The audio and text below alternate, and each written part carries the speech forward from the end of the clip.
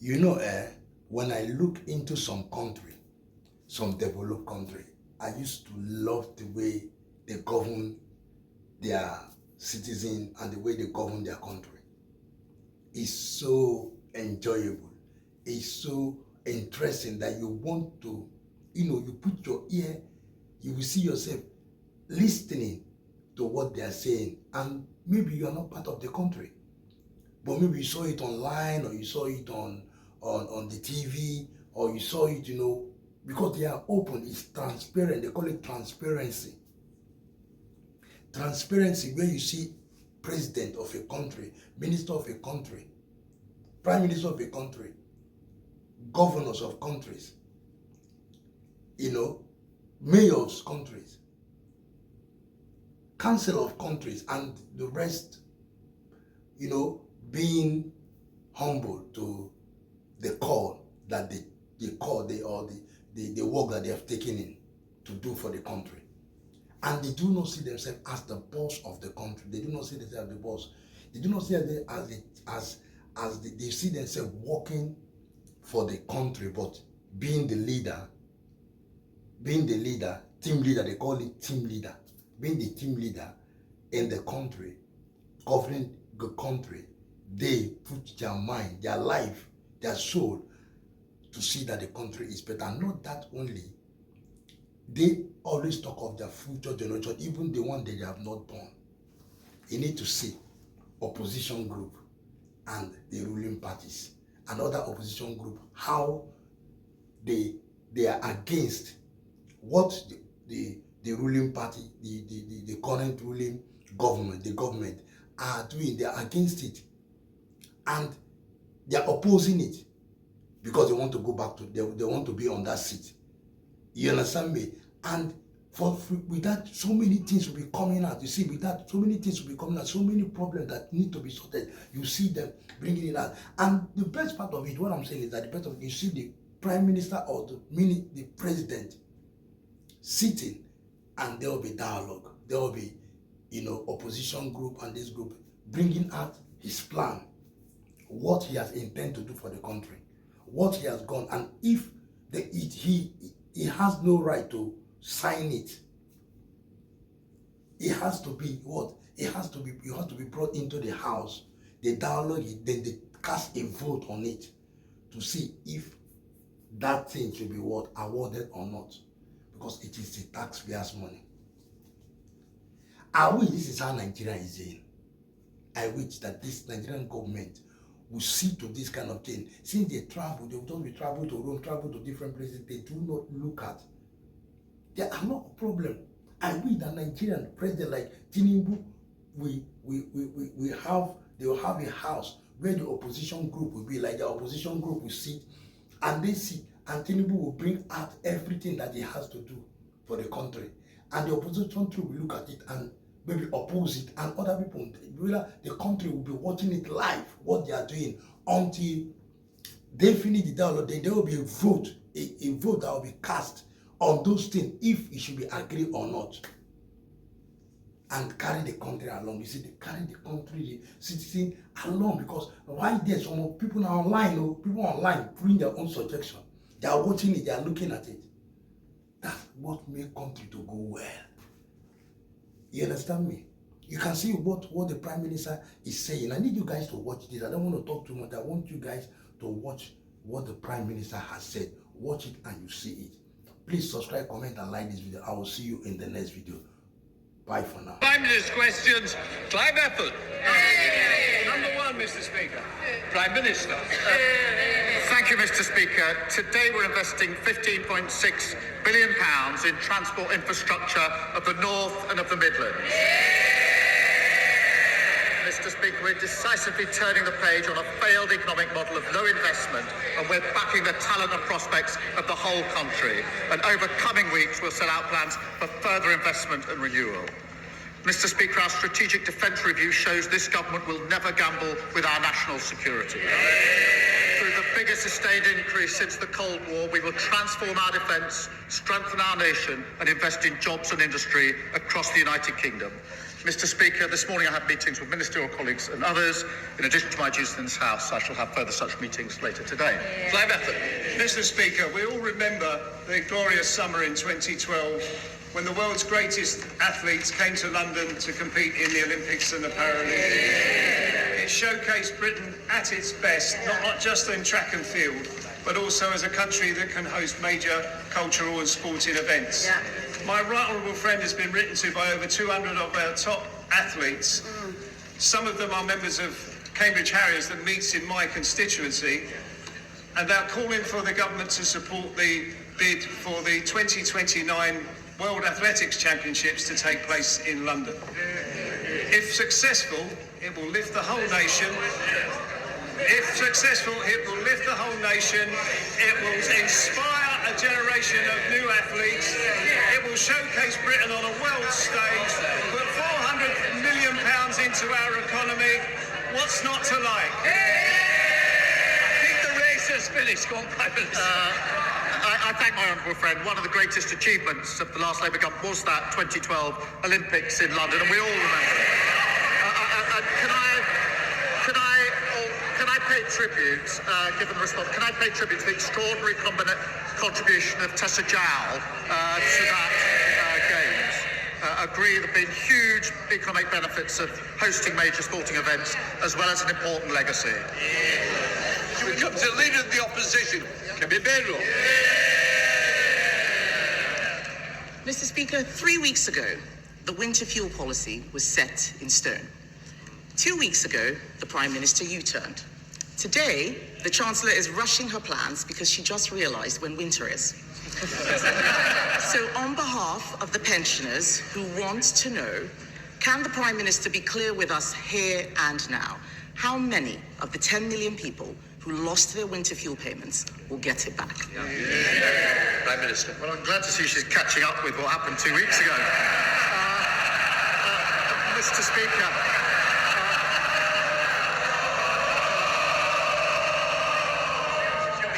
Mr. Speaker, at the budget, we took the right decision to stabilise the economy because of the £22 billion black hole that lay left. And the signs, we took the right decisions. The growth figures are up, the interest rates have been cut, and we got 3 trade deals. So we will look again, as I said 2 weeks ago, at the eligibility for winter fuel, and of course we'll set out how we pay for it.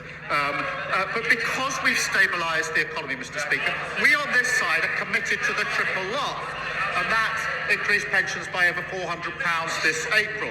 On their side, they say the triple lock is unsustainable, and I think her position is she wants to means test it. Mr. Speaker, the Prime Minister clearly has selective amnesia. I asked him 3 questions about the winter fuel payments 2 weeks ago, and he was floundering. The fact is, he hasn't answered the question I asked him. He hasn't answered the question I asked him. He can't tell us who will get the payments. All we see is U-turn after U-turn. His head must be spinning. Will he apologise now for taking the payments away in the first place, including to his own backbenchers? And can he tell us how he's going to pay for this? Well, Mr. Speaker, we took the right decisions at the budget because we needed to stabilise the economy. She needs to apologise for the fact that they left the economy in a terrible state. Budget which blew up the economy, and we were left with a £22 billion black hole. When she gets up, perhaps she should apologise for that. Mr. Speaker, the OBR has said there was no such black hole. He's just given away £30 billion for the Chagos Island. That's his black hole. He hasn't stabilised the economy. Borrowing prices are higher now than any time in the last Parliament. He has not stabilised the economy. He has no clear answers on what he's doing. It's just chaos, chaos, chaos. He keeps making announcements with no detail. So let's move to another area of confusion. Can we get a simple answer? Will the government keep the 2-child benefit cap? Prime Minister. Mr. Speaker, I'm absolutely determined that we will drive down child poverty. That's one of the proudest things of the last Labour government. That's why we've got a task force. That's why we've got a strategy. We'll set out that strategy in due course. But we drive child poverty down. Under them, poverty always goes up. I didn't ask him about a task force. I asked him if he will keep the 2-child benefit cap, and he doesn't know. It's just chaos and uncertainty. He has no details. He is briefing something and causing a lot of confusion to the people out there. But on that 2-child benefit cap, Mr. Speaker, I'll tell him this. I believe in family, but I also believe in fairness. Yes. On this side of the House, we believe that people on benefits should have to make the same choices on having children as everyone else. Yes. What does the Prime Minister believe? Mr. Speaker, I believe profoundly in driving down poverty and child poverty. That's why we'll put a strategy in place. But she talks about head spinning. There's only one leader, Mr. Speaker, who's been praised this week by the Russian embassy. And if she carries on echoing Kremlin talking points like this, Reform are going to be sending her an application form for membership. Mr. Speaker, Mr. Speaker, I asked the Prime Minister what he believes in. He had to look in his folder to find the answer. His MPs behind him know what they believe in. He doesn't know. Mr. Speaker. Mr. Speaker, he has been in government for nearly a year. It's only going to get harder. It's only going to get... Yes. He's been in government only a year. It's only going to get harder and harder. The canned forced laughter, the planted questions, all of this is going to disappear because at every single point, things are getting worse. He has to ask Morgan McSweeney what it is that he believes in. But the fact is the chaos is being felt in the economy. The Chancellor said she would not be coming back with new tax rises, but she will have to pay for all of these U-turns which she's announcing out there, isn't she? Prime Minister. Mr. Speaker, I'm going to look in my folder because here I've got the quote that she had on Sky News. I will read it, thank you. It's what the Leader of the Opposition says. It's worth listening to. What she said was this: Sky News, Mr. Speaker, Israel is fighting a proxy war on behalf of the United Kingdom, just like Ukraine is on behalf of Western Europe against Russia. Well, that was certainly noticed in the Russian embassy, because they said, put out a statement saying the Leader of the Opposition has finally called a spade a spade. Ukraine is indeed fighting a proxy war against Russia on behalf of Western interests. And they went on to say the illegitimate Kyiv regime, created, financed and armed by the West, has been at it since 2014. So they endorse, they want the detail. I've given the quote. That's what Russia said in response. She asked me what I believe in. I believe in standing by Ukraine and calling out Russia as the aggressor. Mr. Speaker, it was our government that stood behind Ukraine and led the way in Europe. Everything he has said this afternoon is total nonsense. Obfuscation, avoiding the question. He doesn't have any answers. It's disgraceful. I asked him, Mr. Speaker, about the 2-child benefit cap. He's talking about the Kremlin. He's saying everything he can to distract from the mess he is making of our economy. The OECD has downgraded growth for the next 2 years. He can't rule out tax rises. The police chiefs are saying they don't have the money they need to keep the public safe. Just as he's releasing more criminals onto the streets. His cabinet are squabbling with each other. They've said that they've lost control of the borders, but he still managed, Mr. Speaker, to find £30 billion to give away the Chagos Islands. This is total and utter chaos. 2 weeks ago, he was crowing about his historic trade deal and how he got 0% tariffs on steel. Now the steel industry will face 25% tariffs unless he does exactly what President Trump tells him to. It is chaos, chaos. The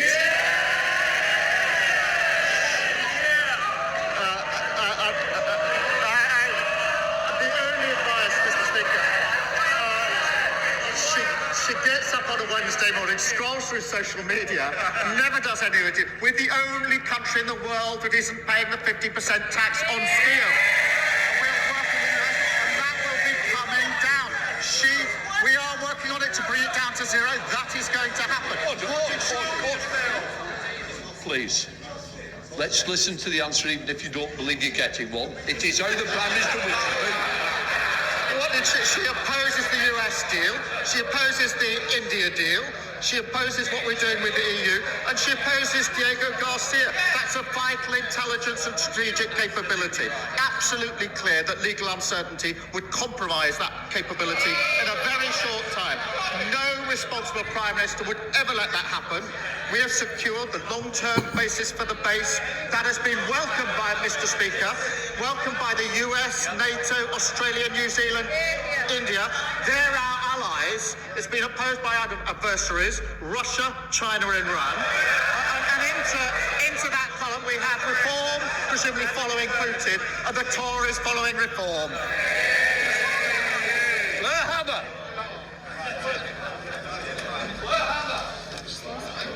Anyone who saw the 6-year-old girl fleeing the flaming shelter where her family were killed by an Israeli airstrike will carry those horrific images with them forever. These are very dark days, and Gaza is a stain on the soul of humanity, and it is a further shame that there is more moral clarity coming from Ms. Rachel on YouTube than there is from many world leaders who are complicit in silence. The Prime Minister said this week that Britain must be ready for war, and I ask, after tens of thousands of deaths, after a generation of Gazans stunted by hunger and trauma, when will it be ready for peace? When will it help to stop this genocide? When will it hold the Israeli government to account? And when will it recognise the state of Palestine? Well, Mr. Speaker, I'm grateful to her for raising this, and she's absolutely right to describe this as dark days. Israel's recent action is appalling and, in my view, counterproductive and intolerable. And we have strongly opposed the expansion of military operations and settler violence and the blocking of humanitarian aid. Mr. Speaker, you will have seen we've suspended the FTA talks and sanctioned extremists supporting violence in the West Bank. We will keep looking at further action along with our allies, including sanctions. But let me be absolutely clear. We need to get back to a ceasefire. We need the hostages who've been held for a very long time to be released. And we desperately need more aid at speed and at volume into Gaza, because it's an appalling and intolerable situation. Leader of the Liberal Democrats, Sir Ed Davey. Thank you, Mr. Speaker. Can I start by welcoming reports that the Chancellor will give winter fuel payments to more pensioners this winter? Because we still wait the details, we will reserve our full judgment. But, Mr. Speaker, can I recognise the efforts of the Prime Minister to pull out all the stops to avoid President Trump's damaging tariffs? A letter from the King offering to water down online safety laws, even trying to send the Open to one of Trump's golf courses. The Prime Minister thought he'd secured 0% tariffs for British steel, but now Trump is threatening us with 50% unless we comply with his new 5-week deadline. Mr. Speaker, this is classic Trump, changing the terms of a deal he had already agreed. Does the Prime Minister share my fear that nothing will stop Trump messing the UK around, short of bunging a few £100 million into his Trump coin? Prime Minister. Mr. Speaker, we have a deal, we're implementing it, and within a very short time, I'm very confident we will get those tariffs down in accordance with the deal. And I'll come back to him and update the House in due course, and I think the House will be very pleased at the outcome of that. But because of the approach... No, wait. This is zero tariffs on steel, and he says, no, they wouldn't. Well, let's come back to this in just a couple of weeks when we've implemented it. But they obviously don't want this. We back steel, Mr. Speaker, on this side of the House. They laugh at attempts to back steel on their side of the House, and that's a big part of the problem. Well, Mr. Speaker, I had hoped the Prime Minister would be now beginning to see the sort of man that Trump is and start getting tough on him. So we will come back to this issue. But moving on, Mr. Speaker, I welcome the remarks of the Prime Minister on Gaza, because I'm sure all of us are appalled by the latest scenes. Starving people desperate for food, water and medicine met with chaos and violence. The US-Israeli programme is clearly failing. And nothing short of lifting the full blockade on aid will do. But given the Netanyahu government refuses to do that, will the Prime Minister take more decisive action today? Will he push at the United Nations Security Council for humanitarian corridors to get the desperately needed aid urgently into Gaza. Minister, can I give him my assurance, because this is a very important issue, that we are working at pace with our allies on that very issue to take whatever measures we can to get that humanitarian aid in. We've been doing that intensively over recent weeks, and I can give him my assurance we'll continue to do that, because that aid needs to get in at speed and at volume, and he's absolutely right about that. Ruth Jones. Thank you, Mr. Speaker. You know, we're 2 decades since the Labour government banned the cruel practice of fur farming, but the job is not done. Real fur and fur products are still being imported into the UK. This week, I delivered a petition to Number 10 with over 1 million signatures calling for a fur-free Britain. My private member's bill would do exactly that. So does my right honourable friend agree it's time to close the loopholes, ban the import and sale of real fur, and finally put the fur trade out of fashion? Prime Minister. Can I thank her for her campaign? I know the Environment Minister will have heard her representations. We have commissioned the Expert Animal Welfare Committee to produce a full report on responsible sourcing of fur to inform the next steps that need to be taken, and we're committed to publishing an animal welfare strategy later this week. Rachel. Mr. Speaker, my constituent Molly is a single mother caring for a child with cancer. She cannot work because of her caring responsibilities. Since January, she has tried to claim disability living allowance and universal credit, but faced constant DWP bureaucracy. This bureaucracy is continuing right up to yesterday, when she received yet another frustrating letter from the DWP about her DLA. Will the Prime Minister assure Molly and others like her that his government is doing all that it can to help, and visit Tiverton and Minehead to see these challenges firsthand and work with me to find a solution? Prime Minister. Well, I can thank her for raising this case, and I'm deeply sorry to hear about Molly's situation. We are improving the lives of those that need it, but what I'll do, with her permission, the Secretary of State, the DWP has just said to me, I'll look into the case, so if she could provide the details, I'll make sure that it gets proper attention and that we can deal with the particular problem she's raised, and I'm grateful to her, and I'm sure Molly is, for raising it, and I hope now we can take the action that's necessary. Alex Bursk. Thank you, Mr. Speaker. In Wales, we will never forget how our steel industry was neglected by the Conservative government. They made unfunded promises, they refused to make critical decisions, and they left Port Talbot on a cliff edge. So can I welcome the news overnight that this Labour government has secured an exemption for our steel industry from the latest US tariffs, a deal secured by this Labour Prime Minister. Can I ask the Prime Minister if he will take this opportunity to update the House on what further work he is doing in order to support our steel workers across Wales and across our United Kingdom? He's doing great work with the Welsh Labour colleagues to champion working people in Wales. Mr. Speaker, the United Kingdom is the only country in the world which won't be subject to the additional tariffs announced today, the only country in the world, and we are working with the US at this moment to swiftly implement the agreement that we've reached, which will see the 25% tariffs removed. We want that, they don't want that, and that's crucial. That is crucial for British jobs. We fought tooth and nail for our steel industry, saving jobs of British steel and improving the deal at Port Talbot, and we'll continue to do so. Thank you, Mr. Speaker. The Prime Minister has repeatedly told this House that it is not for him or his government to determine what is and what is not a genocide. But that position is no longer tenable, because at the High Court recently, the Prime Minister instructed his lawyers to argue that in Gaza, and I quote, no genocide has occurred or is occurring.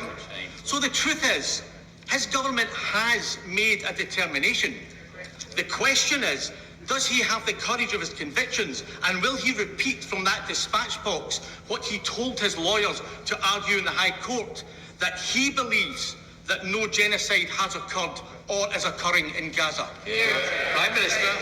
Mr. Speaker, I've said that we are strongly opposed and appalled by Israel's recent actions. We've been absolutely clear in condemning them and calling them out, whether that's the expansion of military operations, settler violence, or the dreadful blocking of aid. It's completely unacceptable. We must see a ceasefire, hostages must be released, and there must be aid into Gaza. But he talks about peace and security, Mr. Speaker. Compare their part party, as I understand it, at this moment of global instability, as we go into a new era, what do they want to do? They want to get rid of the nuclear deterrent, the single most important capability that we have to keep the UK safe, harming the industry and harming the country.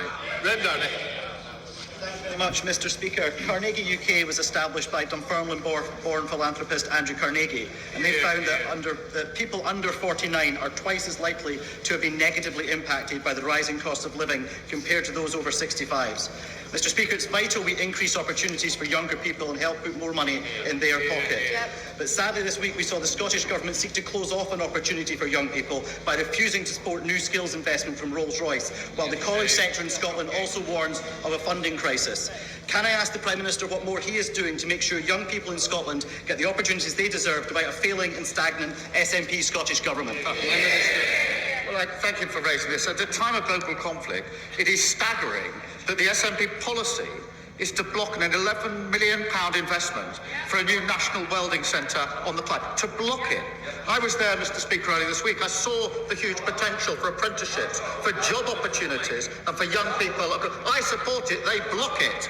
In England, Mr. Speaker, we're backing 120,000 more apprentices and £3 billion of funding as part of our plan for change. And despite the highest funding settlement in the history of devolution, they're cutting college budgets, they're blocking opportunities, they have no plan for Scotland's future. Given the Prime Minister's desire to strengthen strategic alignment with our European neighbours, will he, in the interests of public safety, follow the lead of France, Denmark, Belgium and others and ban the burqa? Prime Minister.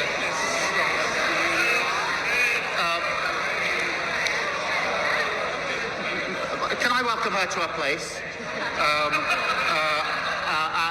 But I'm not going to follow her down that line.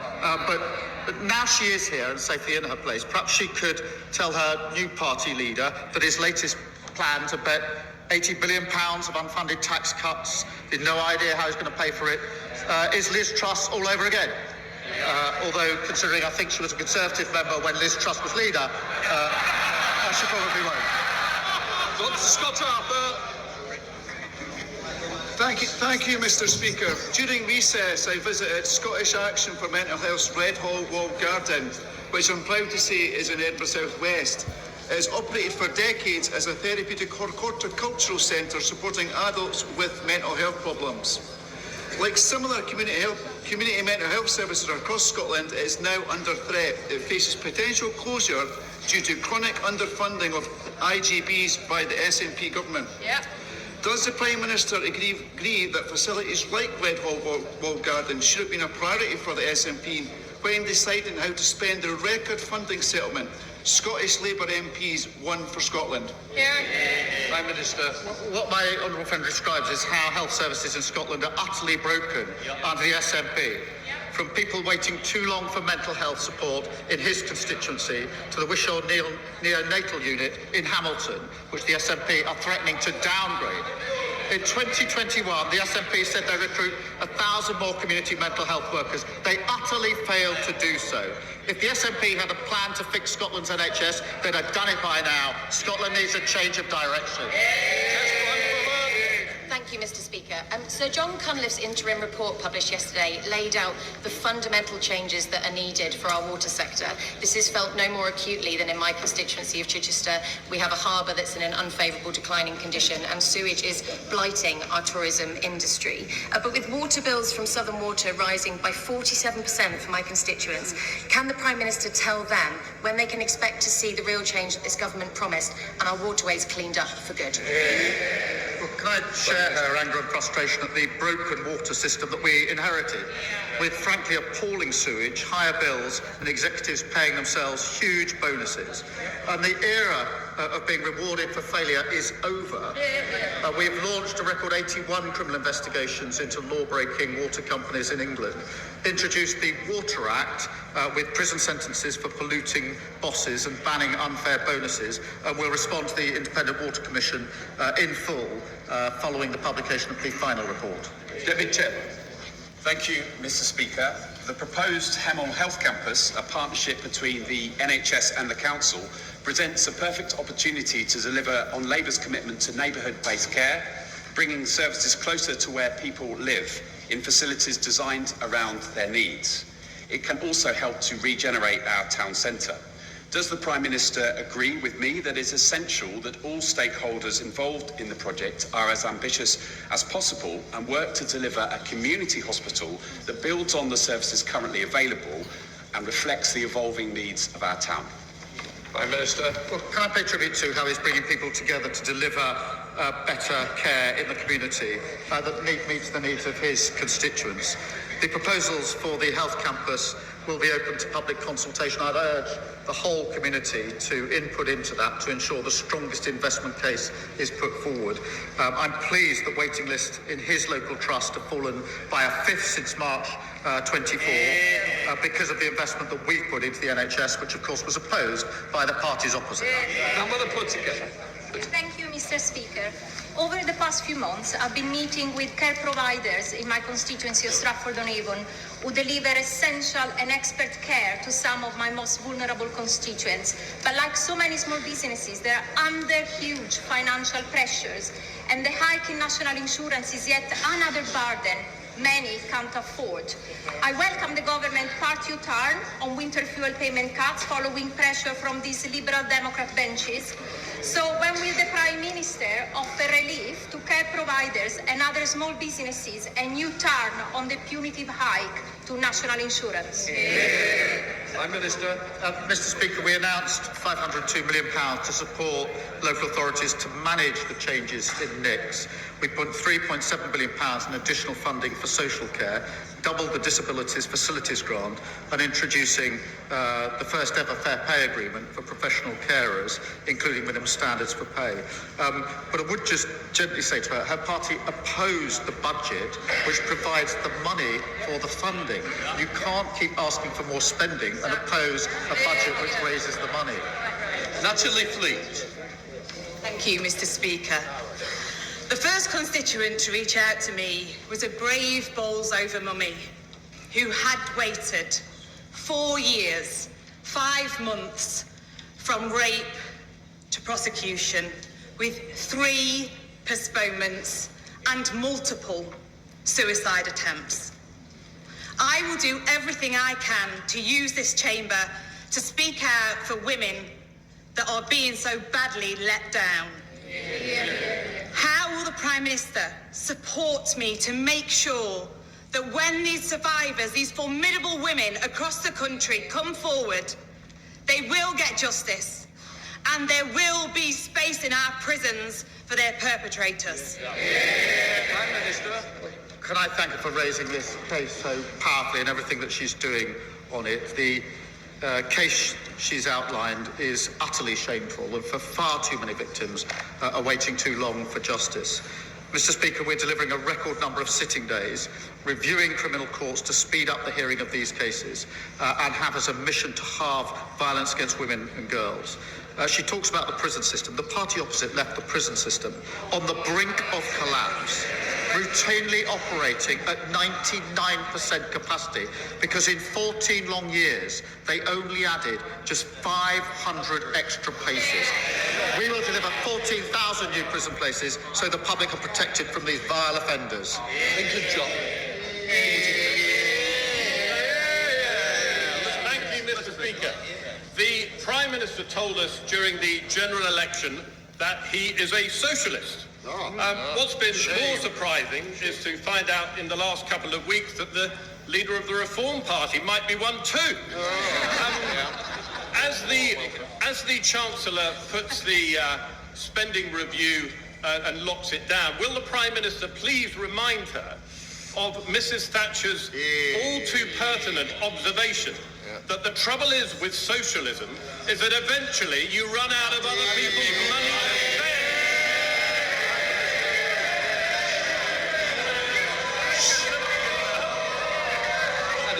Was it Kwasi Kwarteng that he replaced? And now he stands there to give lectures on economic prudence. You couldn't script it. But, Mr. Speaker, the difference between the Labour government and the parties opposite reform is we believe in properly costing our plans. They've got £80 billion worth of unfunded commitments. Liz Truss 2.0. Chris Webb. Thank you, Mr. Speaker. Blackpool's own boxing champion Brian Rose uses his gym to tackle knife crime, antisocial behaviour and give young people a safe space, demonstrating the significant impact of amateur gyms. Thousands of these amateur gyms up and down the country operate on a shoestring and can't afford to keep the lights on, relying on brilliant charities like Maverick All-Stars, Empire's Fighting Chance and Matchroom in the Community. Would the Prime Minister join me in thanking these charities, praising the volunteers in these gyms, and will he throw a haymaker behind these gyms, giving them the knockout support they need to continue their vital work? Well, can I thank him? He's a great champion for how amateur boxing gyms can transform both physical and mental health and confidence in young people. And the time, I have to say, given by selfless volunteers is inspiring, and we should thank them for it. England Boxing are investing £9 million in the sport, and GB Boxing will also receive more than £12 million during the next Olympic Games cycle. And I know my honourable friend will be looking forward to Liverpool hosting the inaugural World Boxing Championship, I think in September. Thank you, Mr. Speaker. Since July, health services in my constituency have got worse. The Chase Hospital may close. In Borden, the promised health hub has not arrived. And in Haslemere this week, we've learnt that inpatient wards are being closed because of a lack of GP cover. The Prime Minister promised hundreds of more GPs. Could he possibly send one or two of them to Farnham and Borden? Prime Minister. Mr. Speaker, I remind myself they left the NHS on its knees. The last Labour government brought the waiting list down to record lows. They drove them up to record highs. The last Labour government had the highest possible confidence in the NHS. They dragged it down to the lowest ever levels. Because of the money that we're putting in, we've done 3 million extra appointments in the first year of a Labour government. That's the difference Labour makes in power. Mr. Speaker, the Environment Agency predicts that 8 million homes, that's 1 in 4 in England, could be at risk of flooding by 2050. But despite this, the party opposite presided over a tripling of the proportion of our flood defences deemed not adequate. By contrast, this Labour government is investing over £2.6 billion in new flood defences, including in the Greenway in my Hendon constituency. Does the Prime Minister agree with me that it's a shame that not all parties share this government's determination to keep homes safe from flooding? Prime Minister. I thank you for highlighting this, because the party opposite left our flood defences in the worst state on record. It's prisons, it's NHS, it's the economy, it's flooding. Every single thing they touched, they broke. We're investing £2.65 million to build and maintain flood defences, and that means 52,000 more properties will be protected by March of next year. Mr. Speaker, Glastonbury is experiencing a notable increase in antisocial behaviour. St John's Church was recently forced to close its doors after gravestones were reportedly used as counters for drug transactions.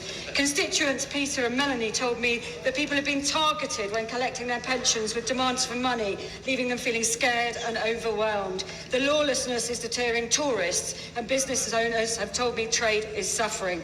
As visitors start to arrive ahead of the Glastonbury Festival, could the Prime Minister reassure my constituents that he will give the police the additional resource that they need to tackle this threatening and menacing behaviour to reduce the devastating crime wave sweeping through the town? Well, she's absolutely right to raise this, and antisocial behaviour massively impacts on individuals and their communities, and that's why we're introducing 13,000 new neighbourhood police and giving them better powers, respect orders, so they can actually deal with what they see on the streets effectively. It's very important that we take this seriously. David Burton-Sampson. Thank you, Mr. Speaker. This time last year, Southend United Football Club almost went bankrupt thanks to the mismanagement by the former owner. But on Sunday, they made it to Wembley for the National League playoff finals. And despite being being beaten by Oldham Athletic in the 11th hour, it was like the phoenix rising from the flames to see them on the pitch. So will the Prime Minister join me in congratulating Southend United on their outstanding recovery and give me an assurance that the government's doing all they can to make sure that no club ever has to go through what our club went through? Let me congratulate Southend on what was an incredible achievement. Commiserations for the final result. One of the police officers on my team, Mr. Speaker, is an ardent Southend supporter, so I know all about the team and the plans of the stadium and what it means. But I should also congratulate Oldham, of course, for that victory as well. Thank you. Right, final question, Sir David Davis. Thank you, Mr. Speaker. In 1999, the Prime Minister produced a book on miscarriage of justice, recommending ways of preventing them or quickly putting them right.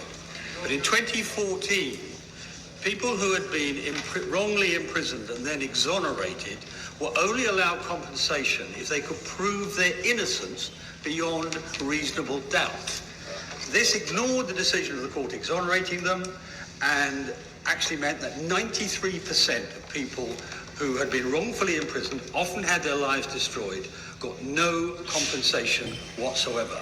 This is an institutional miscarriage of justice.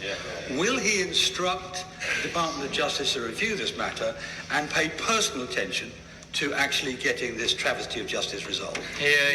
Prime Minister. Well, he raises a really important issue that I'm obviously aware of. It is right that victims of miscarriage can apply for compensation and appropriately do so, and I'll take away what he says and have it looked at. Right, with that completes Prime Minister's questions. Let the front bench change over.